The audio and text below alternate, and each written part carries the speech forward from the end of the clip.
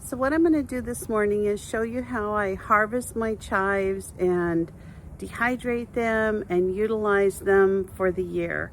So it's a great way to always have fresh chives and always have dehydrated chives to cook with. So let me show you what I have.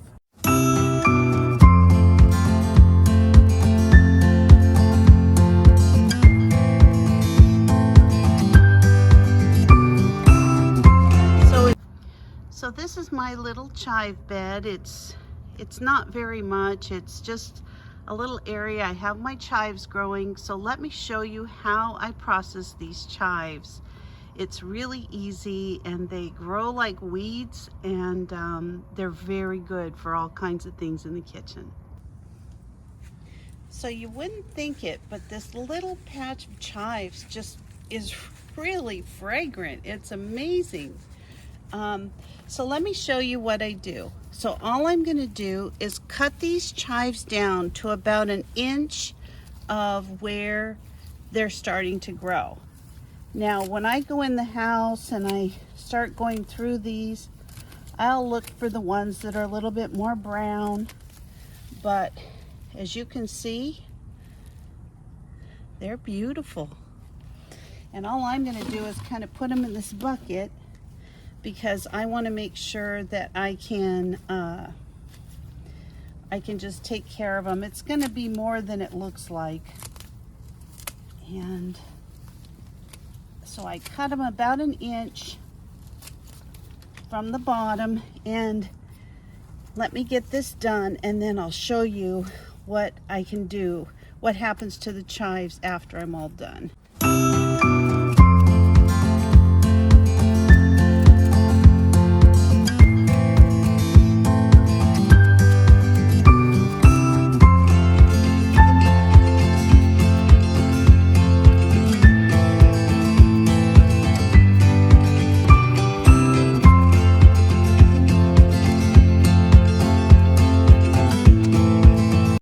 So basically, my chives are cut down to about 1 inch to 2 inches from where they were growing, and within a week or two, these are already going to start regrowing.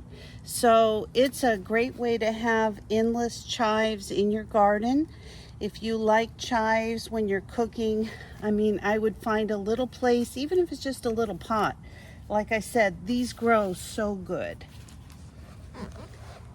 Here are the chives I harvested. Now let me show you what I'm going to do with them. I also noticed when I was out here that I've got some Thai basil that's doing really nice, so I'll probably be harvesting some of that in the next few days. Some Italian parsley, and it looks like I've got some regular basil just growing over here.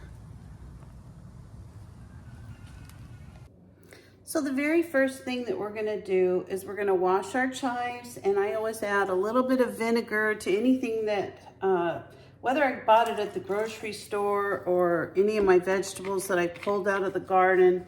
I just think it helps as far as making sure that you're not dealing with like a lot of bugs. So these are my chives that I just picked, and all I'm gonna do is put them into this nice clean water. I'm just going to give them a good little swoosh. And then I'm going to put them in some clean water right here. Now the purpose of this is just to make sure that I really just get the vinegar off of this water. And I'm going to try to keep them as straight as possible, because I want to go through and get some of these brown chives out of my little bundle here. This is a good time to kind of go through them before I put them in the salad spinner. That's what it's called.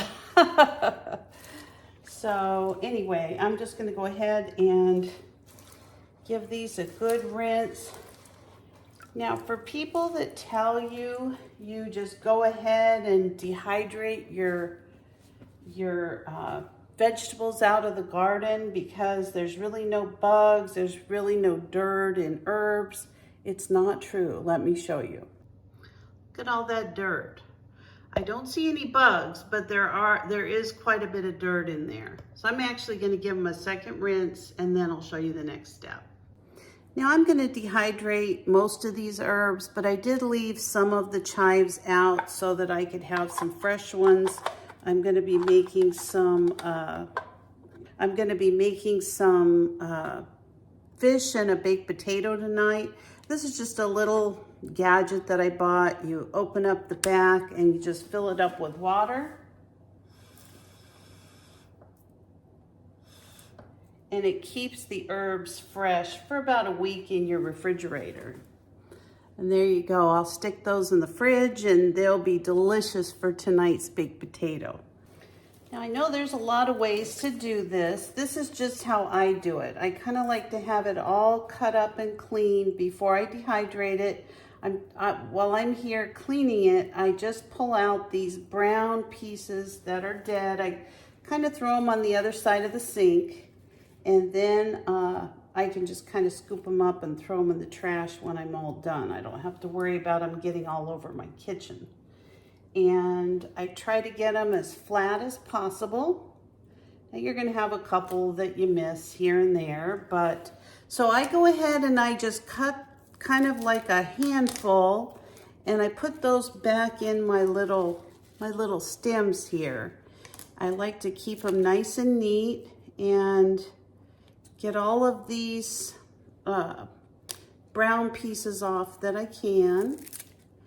And I just take them like this and I put them in a salad spinner. I try to get them nice and dry. And if you notice there's a couple that you missed, just pull those out. This is not rocket science. It's very easy. And these will all be dehydrated and cut up, and they're gonna be a great source of dehydrated herbs to have in my cupboard.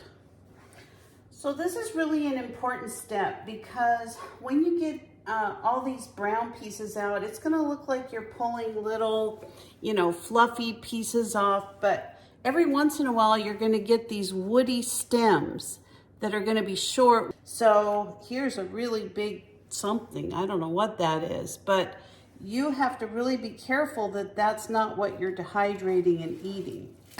So the next step is that we're going to use our salad spinner to get any excess water off of our herbs, and then we're going to put them in the dehydrator. Really easy. Oh man, that smells so good. So all I'm going to do is take a very small amount of chives, and I'm still looking for the little brown stems. I try to keep them out as much as possible, but like I said, if some of them end up in the dehydrator, everything's gonna be fine. I really just don't want those woody parts of the stems. Those are the part that really don't dehydrate very well. So that's it. I'm ready to start dehydrating my herbs, and I'm gonna put them right over in the corner of my kitchen and let them just work at dehydrating all day. So I actually have my herbs dehydrating at the lowest temperature. I put them between 95 and 104. It's going to take a little bit longer to dehydrate them, but I just find that they come out nice and green, and they're going to be beautiful to package up. So thanks for joining me today on this journey to harvest and process your chives. This is a great way to preserve your harvest, and it actually takes up very little space. When the chives are completely dehydrated, they're going to be very small, and they're all going to fit in one little tiny jar. So I hope this was helpful. If you like this content, please like and subscribe and ring the bell if you'd like to have notifications of any upcoming videos. I'd be more than happy to send them to you. So have a great day, everybody. Bye-bye.